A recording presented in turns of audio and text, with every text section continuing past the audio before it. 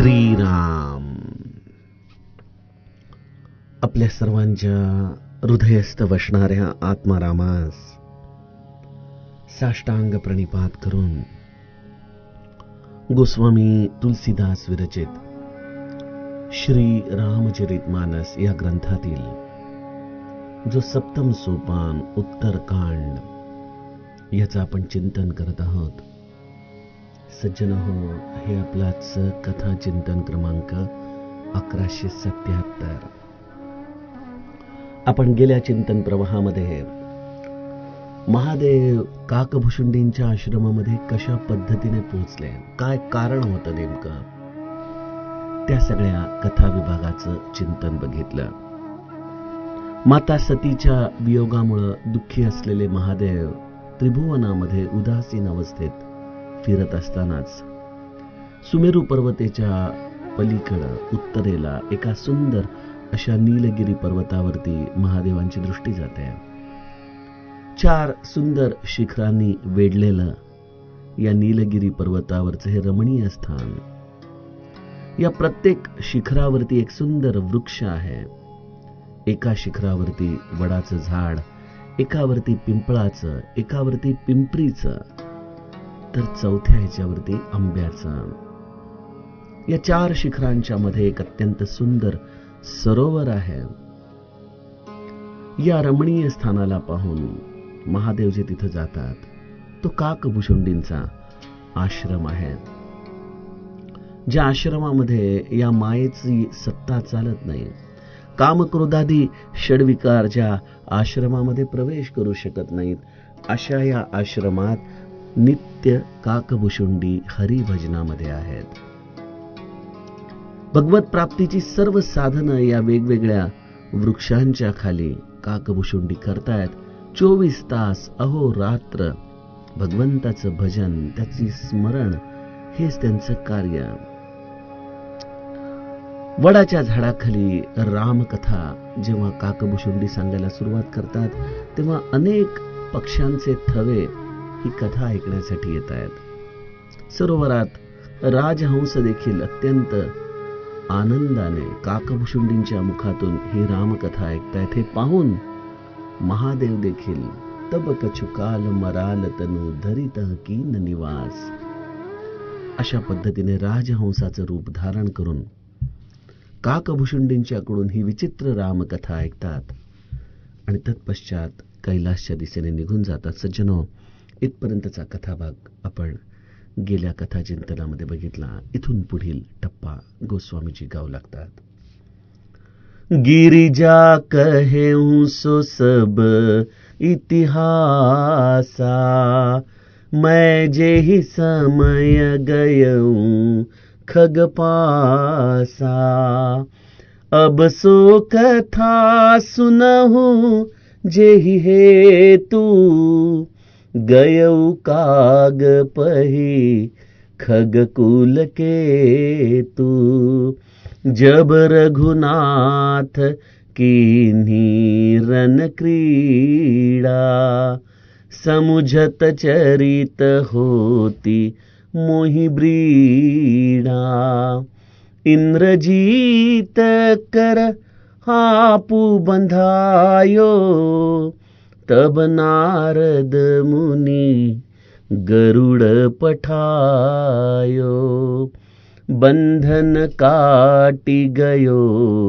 उरगादा, उपजारी धय प्रचंड विषादा, प्रभु बंधन समुझत बहुभांति, करत विचार उरग आराती, व्यापक ब्रह्म बिरज बागीसा, माया मोह पार परमीसा, सो अवतार सुनेऊ जग माही, देखेऊ सो प्रभाव कछु नाही.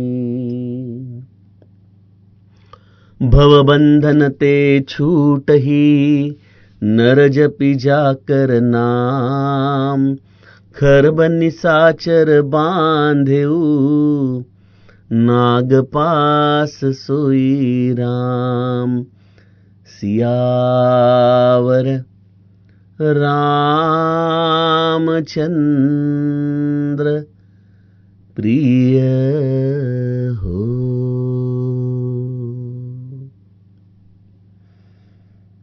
सज्जनो, महादेवाने आपल्या मनामध्ये असलेली व्यथा काकभुशुंडींच्या मुखातून रामकथा ऐकल्यानंतर पुनश्च आपल्या या स्वानंद स्थितीला प्राप्त करून ते कैलासच्या दिशेने निघून गेलेले आहेत। संत सहवासाचा हा महिमा मनाची व्यथा ती सोडवून टाकते। भगवंताच्या कथेच्या श्रवणाचं हे महात्म्य की आपल्या हृदयातल्या सर्व व्यथांना ती जणू काही हद्दपार करून टाकते। अशा या रामकथेचं महात्म्य जे प्रत्यक्ष महादेव जाणतायत, परंतु आपल्या निजशक्तीच्या अभावी जे या अत्यंत उदासीन स्थितीमध्ये होते, त्या प्रत्यक्ष महादेवांना काकभुशुंडींच्या कडून ही कथा श्रवण झाल्यानंतर आपली ही प्रसन्नता पुनर्प्राप्त झाली आहे। पुन्हा आपल्या स्वधर्माच्या दिशेने कैलासावरती महादेवजी स्थिरावलेले। सज्जनो, आम्हा सामान्यांना देखील कथा हेच प्रदान करते। आम्ही सगळी मंडळी जी या प्रापंचिक समस्यांमध्ये नेहमीच त्रस्त असतो, आपली प्रसन्नता कुठेतरी गमावून बसलेलो असतो, नेमकं आम्हाला काय पाहिजे याचा देखील आम्हाला विसर पडलेला असतो। अशा वेळेला रामकथेचं श्रवण हे तुम्हाला नवजीवन देतं, पुनर्जीवित करतं। रामकथा तुम्हाला तुमच्या स्वधर्माची पुन्हा पुन्हा आठवण करून देतं। पुन्हा पुन्हा एका नव्या उत्साहाने आपण कार्यारंभ करू शकतो।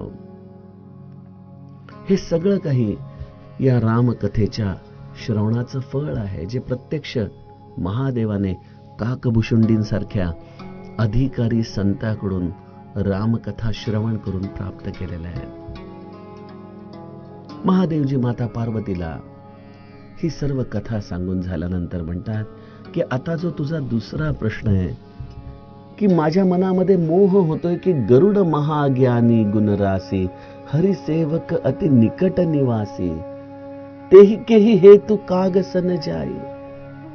तो कुठल्या हेतूने गरुड, जो खर तर हरीचा सेवक आहे, तो या वैकुंठाला सोडून या कावळ्याकडे जाऊन हरिकथा का ऐकतोय? तुझ्या या प्रश्नाचं आता मी तुला उत्तर देतो, ऐक। बघा, महादेव प्रत्येक गोष्ट काकभुशुंडींच्या संदर्भाने आपल्याला सांगतायत। स्वतःच्या मनाची व्यथा आणि काकभुशुंडी हा प्रथमतः कथेचा प्रवाह त्यांनी सांगितला। आता दुसरा टप्पा काकभुशुंडींच्या अनुषंगाने आपल्याला ते सांगू लागतात, आणि तो म्हणजे मनातले विषाद, मनातले संशय याची निवृत्ती ज्याने घडते ती ही रामकथा। आपल्याला आठवत असेल, बालकांडामध्ये एक सुंदर चौपाई आहे, रामकथा सुंदर कर तारी, संशय बिहग उडाव निहारी। रामकथा कशी आहे? सुंदर टाळी आहे, जी संशय रूपी पक्ष्यांना उडवून लावते आपल्या मनातून। या रामकथेच्या श्रवणामधून संशयांची निवृत्ती गरुडाची कशा पद्धतीने झाली, जी प्रत्यक्ष वैकुंठामध्ये देखील गरुडाला साध्य करता येत नव्हती, ती ही मनाची निसंशय अवस्था काकभुशुंडींच्या संवादामधून गरुडाला कशी प्राप्त झाली, हे माता पार्वती जाणू इच्छिते। म्हणून महादेव काकभुशुंडी आणि गरुड संवादाची ही कथा माता पार्वतीला सांगतात। गिरिजा कहूं सो सब इतिहासा, मैं जेहि समय गयं खग पासा। मी हा तुला सगळा इतिहास सांगितला की मी कसा काकभूषणींच्याकडे गेलो, कशा पद्धतीने मी त्यांच्याकडून कथा श्रवण केली. आता जो तुझा दुसरा प्रश्न आहे की गयं काग पही खग कुल केतो, त्या प्रश्नाचं तू उत्तर ऐक. गरुडजी या कावळ्याच्या देहामध्ये असलेल्या या भुशुंडी रूपी संताकडून ही कथा ऐकण्यासाठी का गेलेले आहेत? गिरिजे, कथा अशी झाली, तुला आठवत असेल लंका कांडामध्ये मी तुला सांगत होतो की घनघोर युद्ध चाललेलं आहे आणि अशा वेळेला मेघनाथाने एक विचित्र अशी शक्ती प्रभू रामचंद्रांच्या दिशेने सोडली.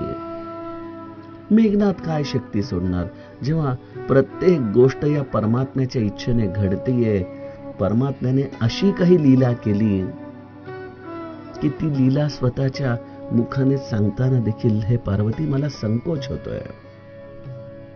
भगवंताने या लीलेच्या आधाराने मेघनाथाच्या हातून आपल्या स्वतःला नागपाशामध्ये बांधून घेतलं बरं का. तेव्हा नारद मुनींनी प्रभू रामचंद्रांच्या या लीलेमध्ये सहाय्यभूत होण्यासाठी विष्णुवाहक गरुडाला पाचारण केलं आणि गरुडाला प्रभू रामचंद्रांना या नागपाशामधून तू सोडव अशी विनंती केलेली आहे.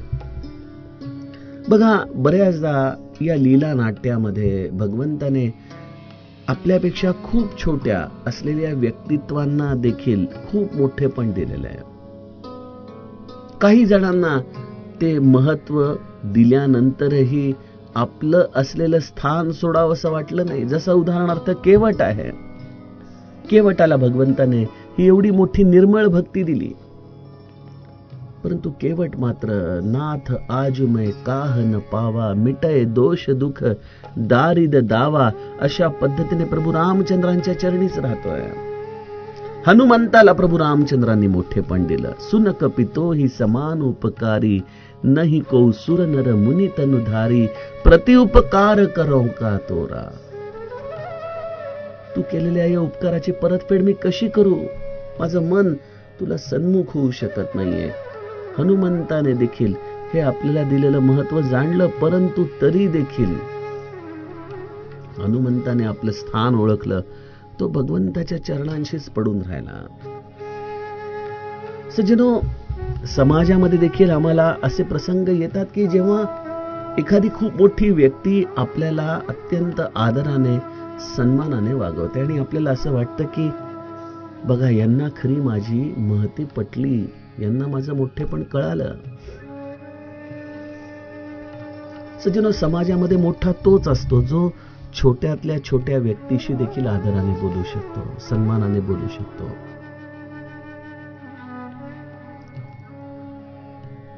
परंतु आमच्यासारखी मंडळी बऱ्याचदा या गोष्टीचा अर्थ वेगळा समजून बसतात. एखाद्याने दिलेला आदर हा आपल्या पात्रतेचा नसतो, तर तो आदर देणाऱ्या व्यक्तीच्या मनाचा मोठेपणा असतो. हे आम्हाला कळायला हवं. अन्यथा आम्ही बऱ्याचदा या अशाच पद्धतीने वाहवत जातो. परवा सहज एका कामानिमित्त सांगलीला जाण्याचा योग आला आणि गुरुवर्य संभाजी भिडे गुरुजी यांनी अत्यंत प्रेमाने निरोप पाठवला होता की जेव्हा कधी सांगलीला येशील तेव्हा भेटून जा. 88 वर्षाचं हे तपस्वी व्यक्तित्व, करारी डोळे, एक निग्रह, एका दैदिप्यमान अशा विचारधारेचे ते वाहक आहेत. आणि माझी कुठेतरी दासबोधाची म्हणा किंवा जी ही समर्थांची सेवा झाली त्याची काही प्रवचनं त्यांच्या कानावरती पडली आणि तेव्हापासून त्यांची इच्छा होती भेटण्याची. आणि मी जेव्हा त्यांच्या समोर गेलो, ते ज्या आदराने विनयाने माझ्याशी संवाद करू लागले हे पाहताना मी अत्यंत संकोचून गेलो. सज्जनो, माऊली म्हणते ना ज्ञानेश्वरीमध्ये की जसं एखादं फळाचं झाड फळांनी लगडलं की ते जसं जमिनीकडे झुकू लागतं, विनम्र होतं, तशी या तपस्वी संत रूपी असलेल्या जीवांची स्थिती. परंतु ह्याचा आपण नीट अर्थ समजून घेतला नाही आणि आपण जर हे सगळं काही आपल्या असलेल्या पात्रतेचा सत्कार समजू लागलो तर आपण फार मोठ्या स्वतःवरतीच संकट उडवून घेण्याच्या मनस्थितीमध्ये जातो. जसं गरुडाला नारदाने प्रभू रामचंद्रांच्या लीला नाट्यामधलं एक पात्र या रूपाने बोलवलं आणि गरुडाने जेव्हा बघितलं की आपले स्वामी नागपाशामध्ये बांधले गेलेले आहेत, नारदांनी जेव्हा या गरुडाला हे नागपाश कापण्याची विनंती केली तेव्हा गरुडाने देखील क्षणामध्ये हे कार्य पूर्ण केलं.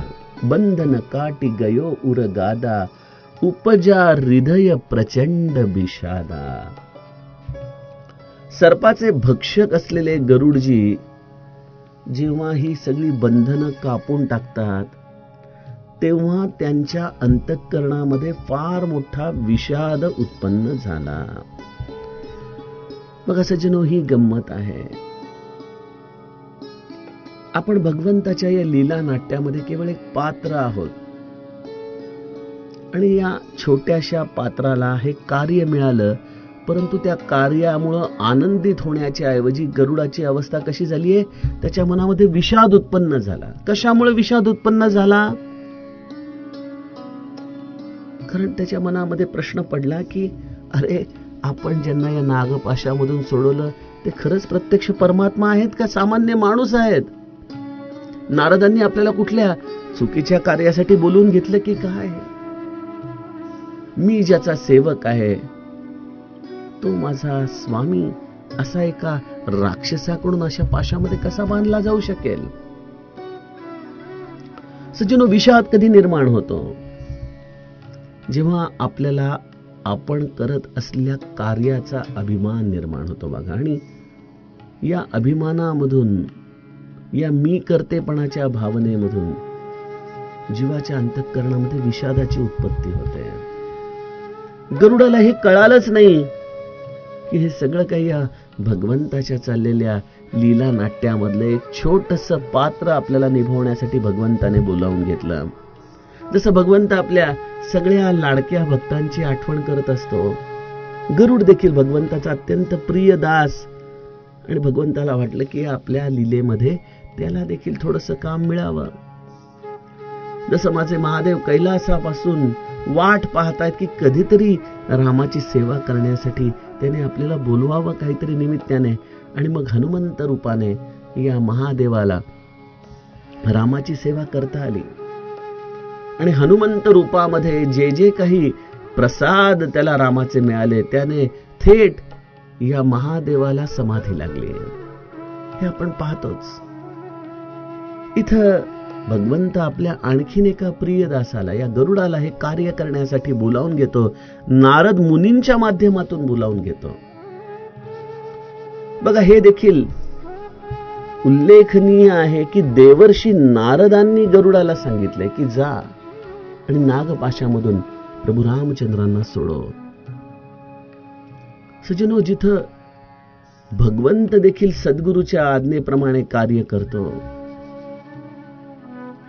ज्या जनकपूरमध्ये विश्वामित्रांनी विश्वामित्र समय शुभ जानी, बोले अति स्नेह बानी, उठहु राम भंजहु भव चापा, मेटहु तात जनक परितापा.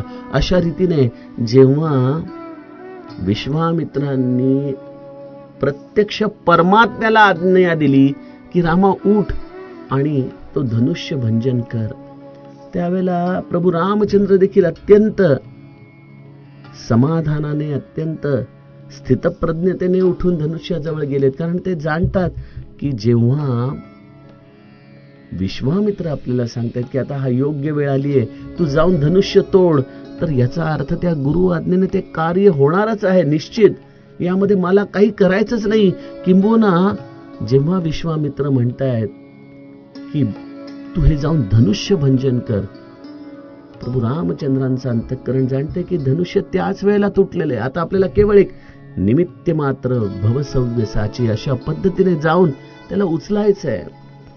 इथे जेव्हा परमात्मा देखील सद्गुरूच्या या वचनांचा अर्थ अशा पद्धतीने घेतो, जेव्हा देवर्षी नारद गरुडाला सांगतात की जाऊन प्रभू रामचंद्रांना या नागपाशामधून सोडव, तेव्हाच खरं तर गरुडाला कळायला हवं की देवर्षींसारखा सद्गुरू जेव्हा आपल्याला हे सांगतोय तेव्हा हे सगळं कार्य आधीच त्याची यशस्वीता ठरवूनच आपल्याकडे आलेलं आहे. आपल्याला काहीच करायचं नाहीये. परंतु जेव्हा गरुडाने क्षणार्धामध्ये हे सगळं भगवंताचं नागपाश बंधन कापून टाकलं, तेव्हा मनामध्ये मात्र विषाद निर्माण झाला या कर्तेपणाच्या भावनेतून. आणि एवढं मोठं कार्य झाल्यानंतर खरं तर गरुडांच्या हृदयाला आनंद व्हायला पाहिजे होता. परंतु ते मनामध्ये विचार करू लागले की प्रभुबंधन समुजत बहु भांती करत विचार उरगा राती. प्रभूंचे बंधन स्मरण करून सर्पशत्रू गरुडजी अनेक प्रकाराने मनामध्ये विचार करू लागले की अरे, हे भगवंताचं बंधन माझ्याकडून जे कापलं गेलं, यातून मला खरोखर मनामध्ये असा प्रश्न येतोय की प्रभू रामचंद्र जे नित्य स्वतंत्र आहेत, जे अत्यंत व्यापक आहेत, ज्या व्यापकपणाला प्रत्यक्ष ब्रह्मांड देखील गवसणी घालू शकत नाही, अशा या व्यापक ब्रह्मतत्वाला काही नागांनी एका राक्षसाच्या केलेल्या या मायावी कृत्याच्या आधाराने बांधून टाकला.